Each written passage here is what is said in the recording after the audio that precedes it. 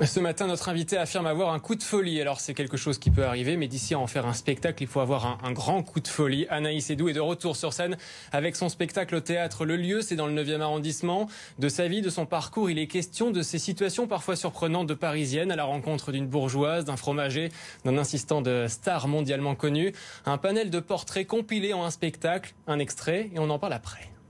T'es beaucoup trop grande, hein. Tous les comédiens sont petits, tu trouveras jamais drôle. Bah, du coup, j'ai trouvé la solution, je joue toute seule.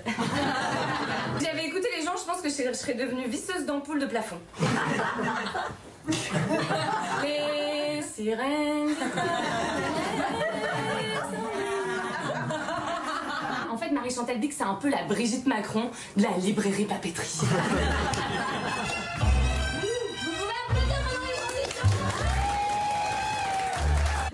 Attendez, j'appelle Maria. Maria!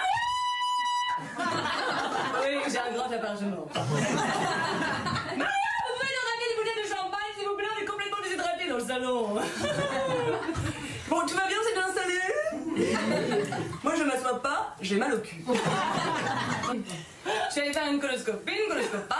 Bon, bah, j'ai demandé sans anesthésie. Ça m'a rappelé ma jeunesse. Sur un air de Niagara. Ce soir, j'irai danser le mambo au Royal Casino. Je suis allée direct. La difficulté là, c'est tout moi, je ne sais pas qui je suis. Anaïs Edou, bonjour. Bonjour. Merci beaucoup d'être avec nous sur le plateau de Bonjour Paris ce matin. Coup de folie, c'est le nom de votre nouveau spectacle. Lorsqu'on a un coup de folie, on fait forcément un spectacle derrière ? Bah non, mais c'est un bon point de départ parce que de toute façon, pour monter sur scène, il faut avoir une grande énergie et donc la folie, comme disait Oscar Wilde, c'est les seules choses qu'on regrette jamais, de faire des folies.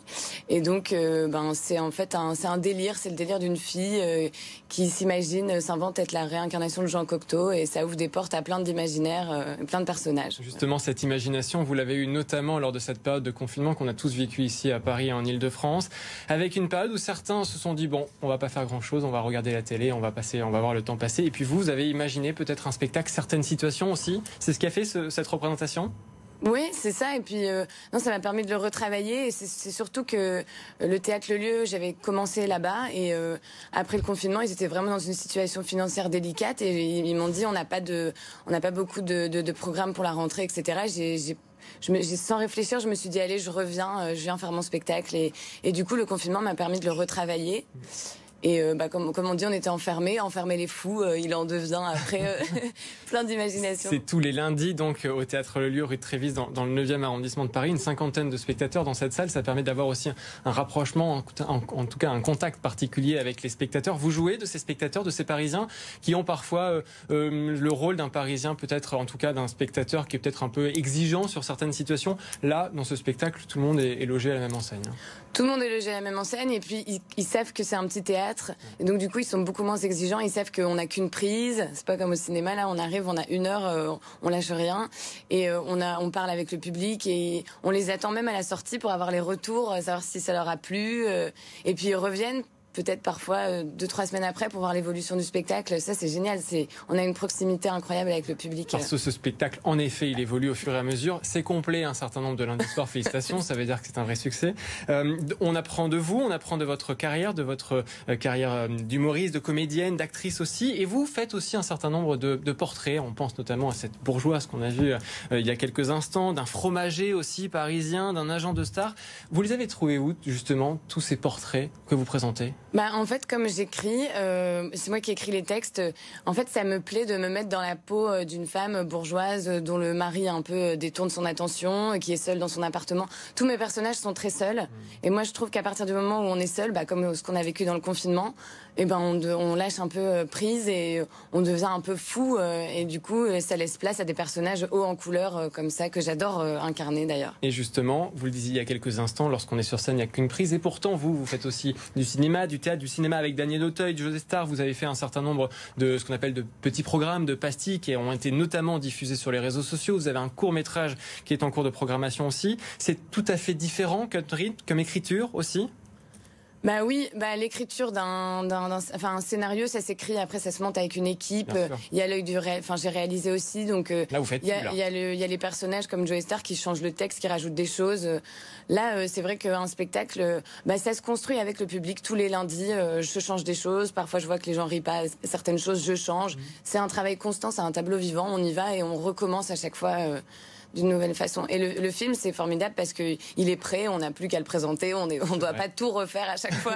Donc c'est plus reposant, on va dire. Un certain nombre de portraits. Est-ce que tout le monde s'y retrouve finalement? On pense à cette bourgeoise, par exemple, qui est issue d'une grande famille, qui a plutôt réussi dans la vie. Le spectateur qui va venir vous voir connaît forcément une dame de ce genre-là? Oui, généralement, ils me disent ça me fait penser à ma grande-tante, à ma mère. La parisienne, c'est pareil. D'ailleurs, c'est quand on regarde même les infos, tout ce qui est bio, c'est un peu la caricature rigolote de tous ces personnages qui sont autour de moi. Le fromager, c'est pareil. Qui explique qu'on préfère maintenant mettre 1 euro dans un fromage au supermarché plutôt que de mettre 3 euros dans un fromage de qualité. Et il dit c'est tout, tes enfants ils mangeront du Babybel et des apéricubes et faudra pas se plaindre. Plusieurs dernières questions, notamment sur le fait que l'actualité, c'est vrai, est très riche. Nous qui sommes à Paris, on croule évidemment sur des affaires qui viennent par-ci par-là. Est-ce que vous trouvez que l'actualité en ce moment peut faire évoluer un spectacle aussi rigolo que le vôtre? C'est vrai qu'il y a le Covid-19, il y a les situations pas toujours très faciles en Ile-de-France. Vous arrivez à argumenter, en tout cas à compléter votre spectacle avec cette actualité qui est pas franchement rigolote par moment? Ouais, c'est ça. Non, mais le fait de jouer en direct comme ça devant des gens, il faut forcément en parler. Voilà, on joue devant des personnes qui sont masquées, donc du coup c'est pas forcément très agréable non plus. Oui, on en parle. Forcément, si les gens sont là, c'est qu'ils ont un pass sanitaire ou bien qu'ils ont été faire un test PCR. Enfin, c'est quand même lourd. Ouais, c'est ça. Donc on leur dit déjà merci d'être là, merci de venir voir quelqu'un qui est pas connu et de me donner ma chance aussi d'avoir un public, parce que c'est ça qui est chouette aussi de venir en parler, c'est qu'il y a un peu la phobie quand même de jouer devant 3-4 personnes où du coup il y a moins d'énergie. Donc c'est fabuleux de pouvoir avoir un public grâce à tout ça. Merci Tanguy. C'est tous les lundis au Théâtre Le Lieu, rue de Trévise, dans le 9e arrondissement. Auteur, scénariste, réalisatrice aussi. Votre actualité, c'est ce spectacle évidemment, et vous nous parliez de ce court-métrage aussi il y a tout juste quelques instants. En cours de programmation, on va pouvoir le retrouver notamment sur Instagram parce que vous êtes très présente aussi sur les réseaux sociaux. Le Tournesol, là, il est sélectionné en festival, il part à Filmoramax avec OCS. Et voilà, c'est l'histoire d'une rencontre aussi entre un médecin en burn-out joué par Joey Star et une fille qui a envie de tout plaquer pour partir faire une mission en Antarctique, une mission humanitaire. Ouais, ça peut ressembler à des Parisiens, des Parisiennes. Et je parle de cette génération de 30 ans où parfois on ne sait pas quoi faire de notre vie. On a fait des études, mais ça nous plaît pas. Il y a je rencontre beaucoup de gens en burn-out aussi à Paris qui en ont marre de leur boulot. Ouais. Donc en fait, c'est un peu un melting pot de tout ça. C'est ça les folies, c'est de dire est-ce qu'on ne peut pas tout plaquer pour faire autre chose. Voilà, c'est mon sujet. Merci beaucoup.